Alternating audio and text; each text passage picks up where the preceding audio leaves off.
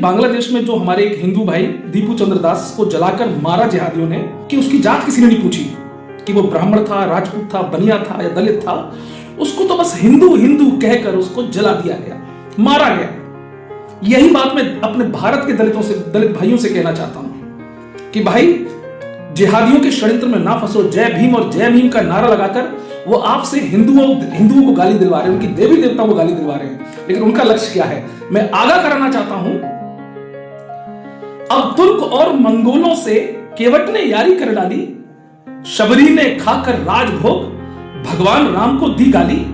ये तेवर दलित समूहों के गहरी साजिश के हिस्से हैं जो इस देश में हो रहा है। और जो समूचे, चाहे दलित हो, जाट हो, ब्राह्मण हो, आप सब काफिर हो, यह तेवर दलित समूहों के गहरी साजिश के हिस्से हैं। नफरत की खुली किताबों में अलगाववाद के किस्से हैं। अब हमने क्या किया? पुराने इतिहास को भूल जाओ भाई कि हमारे 400-500 साल पहले क्या अत्याचार होते थे आप पर। हम उन सबको गलत मानते हैं, हम कभी उनकी बड़ाई नहीं करते और ना हम चाहते कि वो पुराना दौर आए जिसमें हमारे दलित भाइयों पर जुल्म होते थे। हम आजादी के साथ चले, हाथों में लेकर हाथ चले, बाबा का संविधान माना, लेकर उनके जज्बात चले। हमने ही छोड़ जमींदारी, भूहीनों को भूदान दिए, ज्योतिबा फुले को पूजा है, जगजीवन को सम्मान दिए। हमने कुरीतियों के पन्ने अपने हाथों से फाड़े हैं, पुरखों के पाप धुलाए हैं, समता के झंडे गाड़े हैं। दलितों की उन्नति बनी रहे, वंचित पिछड़ों को मान दिया। आरक्षण नीति असमता की हम जानते थे, आरक्षण नीति असमता की रखमौन सदा सम्मान दिया।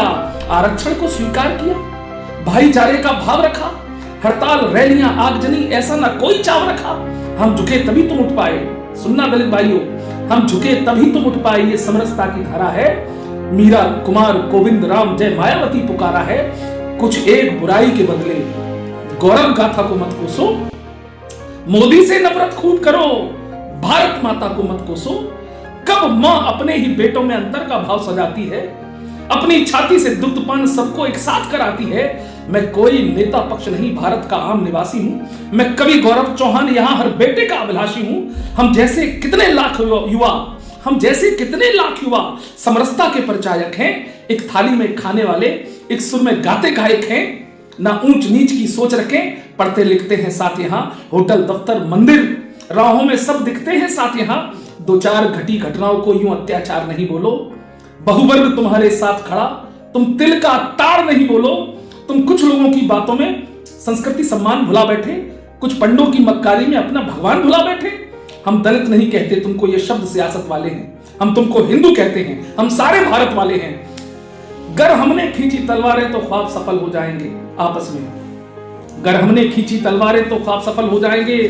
कासिम, गजनी, गौरी, बाबर तब घर घर में घुस आएंगे। और जो खालिद तुम्हें सगे लगते, जो अब्दुल तुम्हें सगे लगते, वो एक दिन रूप दिखाएंगे। जिहादी कभी नहीं सुधरे, तुम पर भी छुरी चलाएंगे। आओ मिलकर संकल्प करें, आओ मिलकर संकल्प करें। अस्तित्व न खोने देना है, षड्यंत्र आधुनिक मुगलों के अब पूर्ण न होने देना है। हम एक रहें, हम नेक रहें, हम एक रहें, हम नेक रहें। हर मन गूंजे फरियादों से, श्री राम बुद्ध ना हारेंगे इन बाबर की औलादों से। राम भाई, कविता कैसी लगी? बहुत सुंदर। आपका क्या संदेश है? आप हमेशा ही कविता तो अच्छी लिखते हैं। एक संदेश आप। मैं बस इतना ही कहना चाहता हूँ कि मन बड़ा खिन्न हो जाता है जब दुनिया भर की जो घटनाएं देखता हूँ। आश्चर्य का विषय बस केवल इतना है कि इतना सब कुछ देखने के बाद भी हम बिल्कुल अभी भी मृत अवस्था में हैं। हमें न तो अपने गौरव का बोध है, न अपने शत्रु का बोध है। और ये दो कारण हमारे पतन के लिए बहुत पर्याप्त है।